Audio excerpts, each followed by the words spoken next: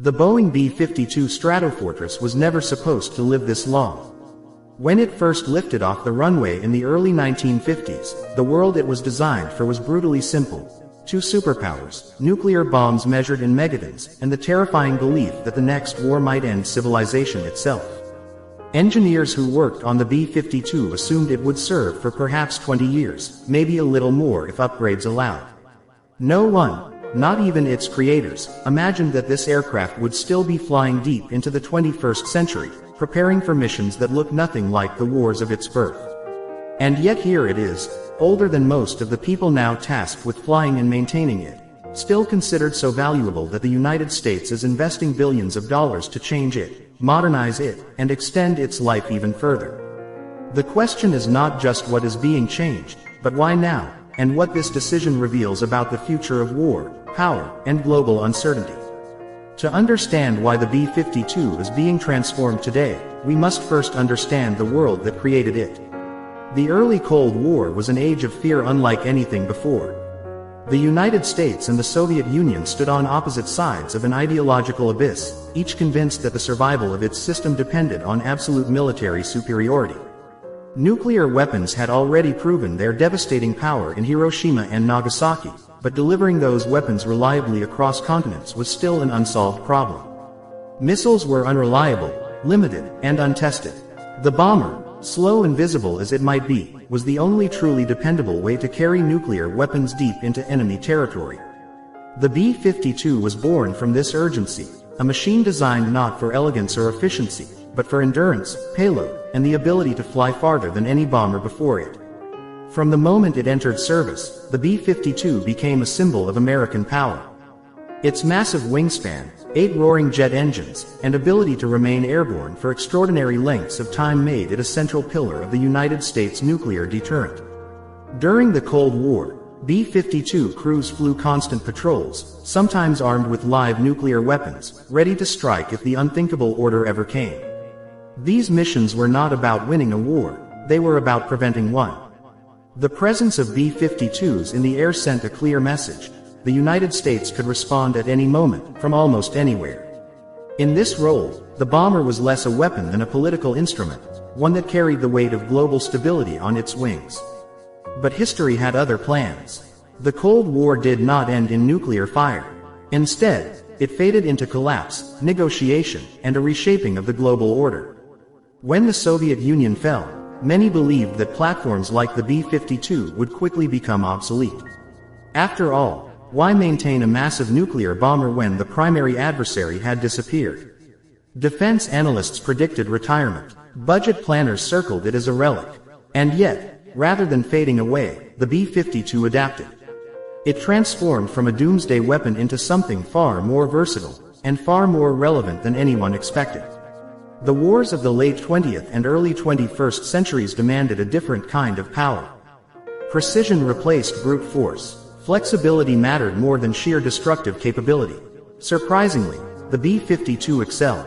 During conflicts in Vietnam, the Gulf War, Afghanistan, and Iraq, the bomber proved it could deliver conventional weapons with devastating effectiveness. Flying high above enemy defenses, it could strike targets with accuracy unimaginable to Cold War planners. It became a flying arsenal, capable of supporting ground troops, destroying hardened targets, and maintaining persistent presence over battlefields for hours on end. Younger, more advanced aircraft came and went, but the B-52 remained reliable, adaptable, and astonishingly cost-effective. This longevity created a paradox. The B-52 is ancient by aviation standards. Some of its airframes were built when slide rules were cutting-edge technology. And yet, structurally, the aircraft remains sound. Its design was so overbuilt, so conservatively engineered, that it still has decades of service life left. In contrast, newer aircraft, packed with advanced materials and cutting-edge systems, often face shorter operational lifespans and higher maintenance costs. The B-52, in many ways, represents a lost philosophy of engineering. Build it big, build it strong, and design it to survive unknown futures.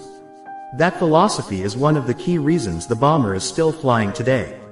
However, age brings limitations. The B-52's engines, for example, are inefficient, loud, and increasingly difficult to maintain. Its avionics, despite upgrades, are based on architectures that trace their lineage back decades. In an era defined by digital warfare, cyber threats, and highly networked battlefields, the B-52 risks becoming a liability rather than an asset, unless it changes.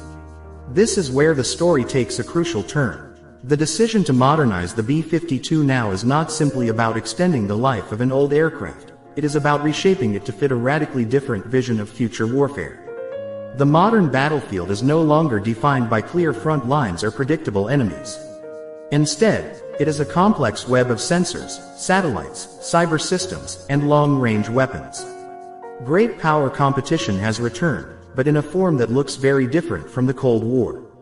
China's rapid military expansion, Russia's assertive posture, and the proliferation of advanced air defenses around the world have forced military planners to rethink how power is projected. In this environment, the B-52's sheer size and visibility might seem like weaknesses. And yet, paradoxically, these very traits, combined with new technologies, make it uniquely valuable.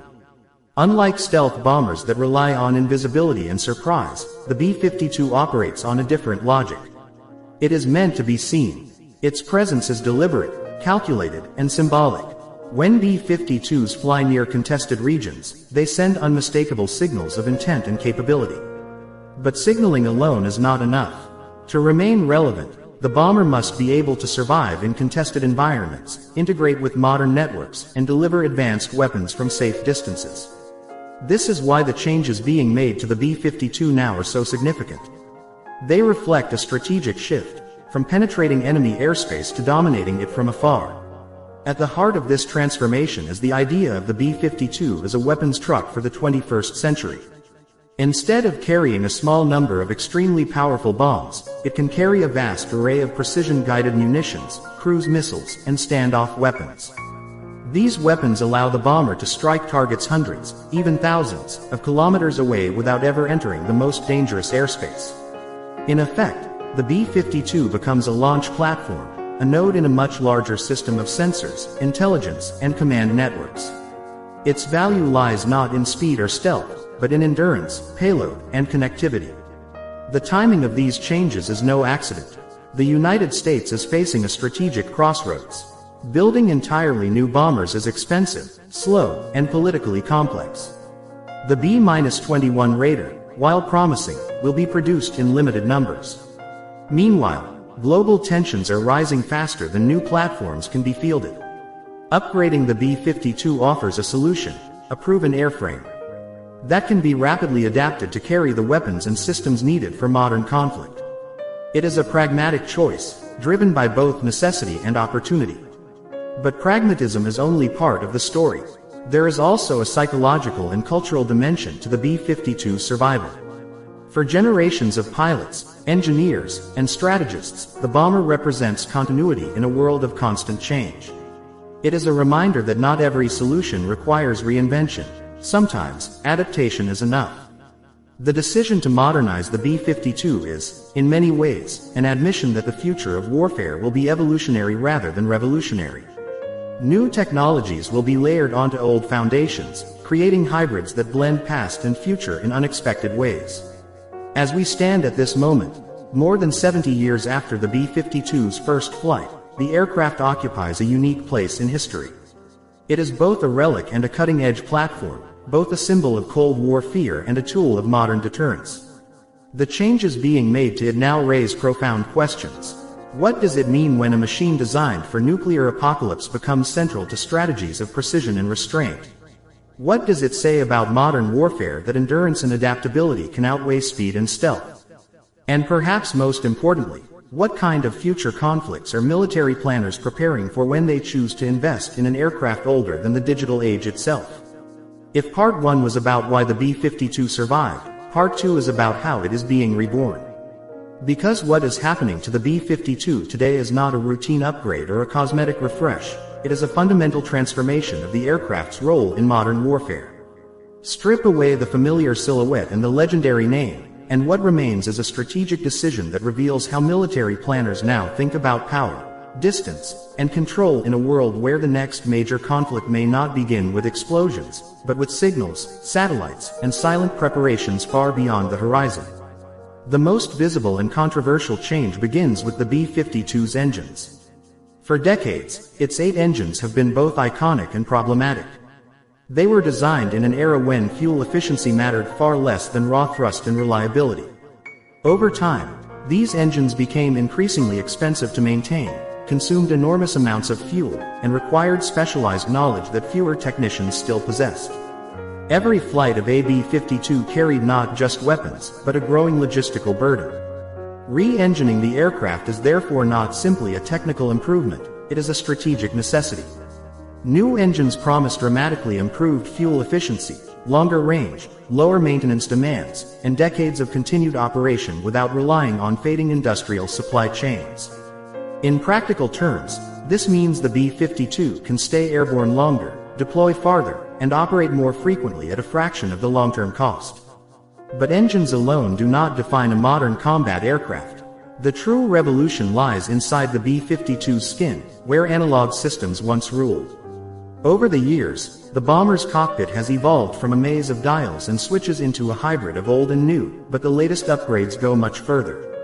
Modern avionics transform the B-52 into a fully networked platform, capable of sharing and receiving data in real time with satellites, drones, naval forces, and ground commanders. This connectivity fundamentally changes how the bomber fights. It no longer relies solely on pre-planned missions or static target lists. Instead, it becomes a dynamic participant in an ever-shifting battlespace, able to adapt mid-flight as intelligence changes and new threats or opportunities emerge. This shift is critical because modern warfare is no longer linear. Targets appear and disappear. Enemy defenses move, hide, and adapt. Victory increasingly depends on who can observe, decide, and act faster, not just who has the biggest weapons. By upgrading the B-52's sensors, communications, and mission systems, planners are turning a Cold War relic into a node within a vast digital ecosystem.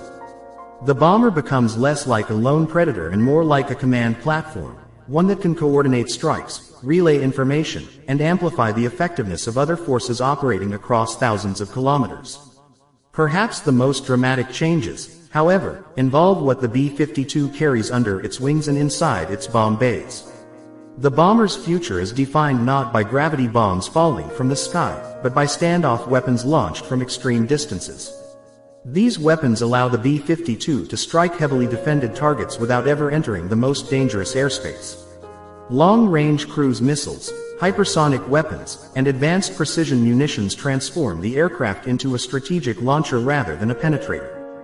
This distinction is crucial. Instead of risking the bomber itself, commanders can use it as a platform to unleash weapons that fly faster, farther, and lower than anything available in previous eras. This approach reflects a sobering reality. Modern air defenses have grown extraordinarily capable. Integrated radar systems, advanced surface-to-air missiles, and layered defensive networks make direct penetration increasingly risky, even for stealth aircraft. The B-52's modernization accepts this reality rather than denying it. It embraces distance as a weapon. By operating from safer zones while delivering devastating effects, the bomber embodies a new philosophy of power projection, one that prioritizes persistence and reach over speed and invisibility.